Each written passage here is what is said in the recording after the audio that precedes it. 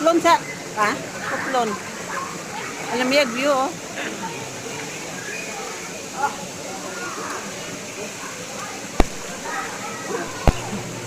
Walang halong turin yan ng tubig na yan, no? Galing po yan sa bundok. Galing sa bukid po yan ang tubig na yan. May butas dyan sa ilalim. Tapos latapos sa dagat. Tapos ang tubig galing sa bundok.